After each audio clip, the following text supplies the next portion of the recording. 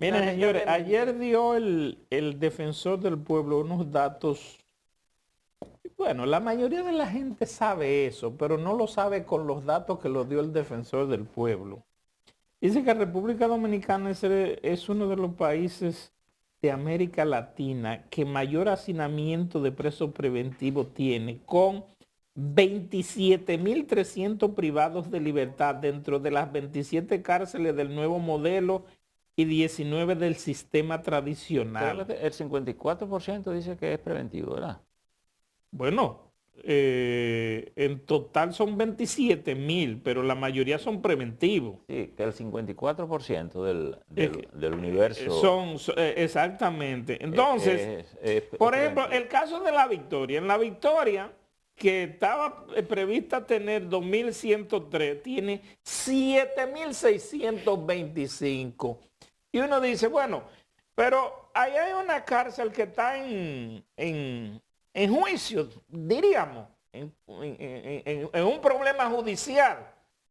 Pero los edificios se hicieron, están todos ahí y está el área ahí. Pero el gobierno la ha dejado abandonada, o sea, no ha hecho más nada. Simplemente dejaron eso así. Entonces, no hay manera, porque hay otra cosa que yo siempre he dicho. Aquí los jueces tienen miedo de poner sentencia que no sea prisión. Tienen miedo que no sea prisión, ya sea por presión política, ya sea por presión mediática de los medios de comunicación, de las redes, de lo que sea, pero esta cantidad de precios que nosotros tenemos es producto de eso. Aquí hay una cantidad enorme de gente que podría estar arrestado en un domicilio, que podría tener otro tipo de medida de coerción. No, tranquilo. Bueno, acuérdate que nosotros paramos mucho con la cultura de la Guardiemón. Fusílelo y después averiguamos, parece. Pero se suponía que estábamos abandonando ese modelo cuando Claro, aprobamos el nuevo Código Procesal claro. Penal, que se suponía que era un modelo más garantista, que se suponía que iba a Acuérdate, conducir a una acuérdate, reducción de la prisión preventiva. Pero a esa acuérdate. situación se suma otra denuncia sumamente seria que hace el defensor El de pueblo. la defensa pública, no el defensor del La pueblo, la defensa Oficina pública, de la Defensa Defensoría Pública, Pública. respecto Que a son las los, para que la gente condiciones sepa, en las que que son están Que duermen en los el suelo. presos en el país. Entonces, no es un tema en el suelo. solamente de la cantidad de presos, es La un tema de las condición en que viven. condiciones en las cuales esas personas están siendo recluidas. Personas, porque que sean presos no significa que dejen de ser personas, y aunque tienen suspendidos ciertos derechos fundamentales, tienen que llenar ciertos requisitos básicos para mantener cierta dignidad en las condiciones en las que estas personas No, están en las no. cárceles. Entonces, escuchen, el 40% de los presos duermen en el suelo. No hay, dispens- no, 40% de los presos. no hay dispensarios médicos en las cárceles normales que no sean del sistema Pero si nuevo. no hay ni camas, ya tú calculas de ahí para adelante qué más no hay. O sea, El si no médico, hay lo más básico, el que es médico, dónde acostar los presos, el médico entonces, sería un confort no considerado en ese ambiente. no, pero si no se cubre lo básico, lo cómodo Miren una tampoco. cosa interesante, y porque eso nos lleva a conducir otra cosa. Las cárceles son fábricas de delincuentes. Es decir, Pero, construimos claro. delincuentes allí, porque dadas esas condiciones, el que está metido en esa cárcel para sobrevivir, se tiene que convertir en un tigre. Sí. Porque además vienen los abusos entre prisioneros. Incluso escuché a alguien estos días decir que había un proyecto como para volver a retomar la idea del trabajo público Ujú. que existía en el Código Penal antes, pero que la democracia lo eliminó porque entendía que venía de la dictadura, eso venía de la dictadura y que eso no era bueno. Y entonces hemos preferido tener seres humanos hacinados, metidos como animales en esta condición. Y yo le voy a decir a ustedes una cosa. Hay una figura que seguro que muchos de los amigos televidentes conocen o por lo menos han escuchado hablar de él porque llegó a ser presidente incluso de un país, que es el caso en América Latina del presidente Pepe Mujica, don Pepe Mujica. Incluso se usa y lo usan para dar motivaciones.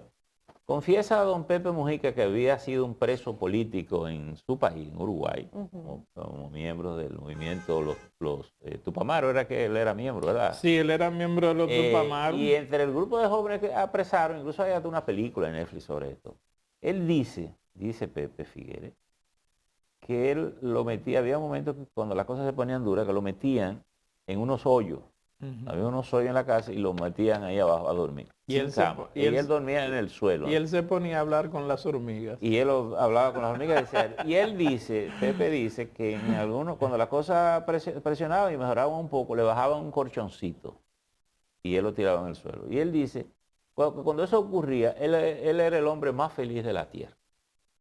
Y su conclusión era, entonces fue, que el que no era feliz con poco, no era feliz con nada. Esa reflexión, no todo ser humano la puede hacer. Ese 40% de seres humanos que nosotros metemos ahí, no tienen, su mayoría, la capacidad para llegar a ninguna reflexión que lo dignifique en la condición humana. Pues este hombre salió de la cárcel, siguió en la política y llegó a ser presidente de su país, ¿verdad? Y todo el mundo conoce su historia, su estilo de vida, su cepillito, que lavaba su copa en su casa con su mujer, en fin. Hay un libro muy bueno sobre su historia. Y el otro personaje. Una oveja en el palacio. Claro, y el otro personaje que también llegó a ser presidente de su país fue el caso de Nelson Mandela. Exacto. ¿Verdad?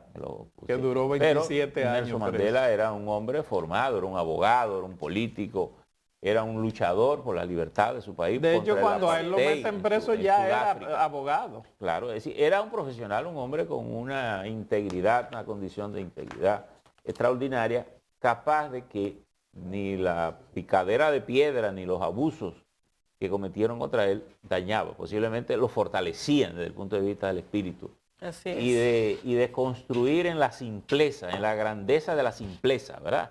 Pero ese 40%, lo que estamos es produciendo delincuentes ahí nosotros. Esa es como una industria.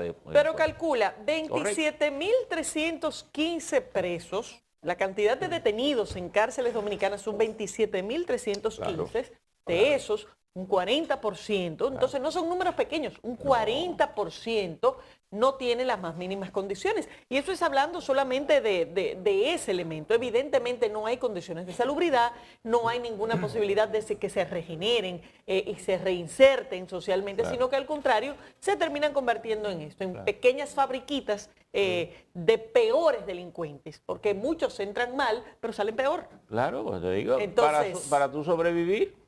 Eso, porque la verdad. Entre los presos, entonces yo entro contigo, pero tú abusas de mí si tienes más poder. Pero miren, eso es particularmente ¿Y grave. lo abusa de ti? Bueno, a veces es mejor que te manden a la cárcel y no a los destacamentos de la policía. Bueno, ahora mismo, pero parecería que sí.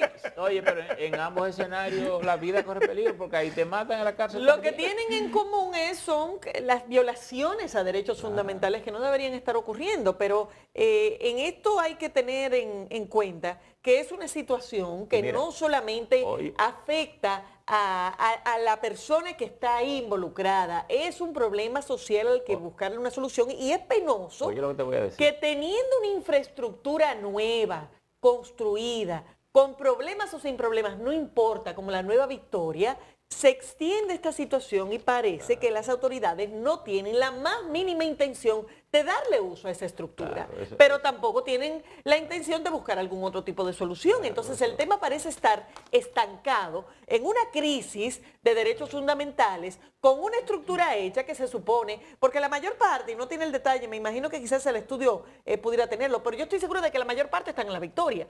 Entonces, teniendo una nueva estructura, con un componente altamente politizado en este momento, a propósito del caso en la justicia que involucra ese recinto carcelario nuevo. Pero eso no se puede dejar Laura, permanentemente en el limbo. Y una cosa final. El café, ven que te vamos a dar un cafecito. Buenos días, Carla. Yo no sé si el estudio lo dice, Carla.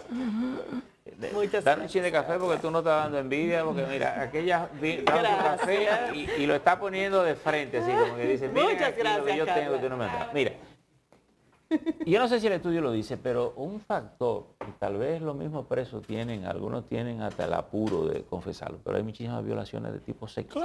Claro, claro. Pero, Ahí hay de Horrible, todo, horrible. ahí hay de todo. por supuesto. Saori,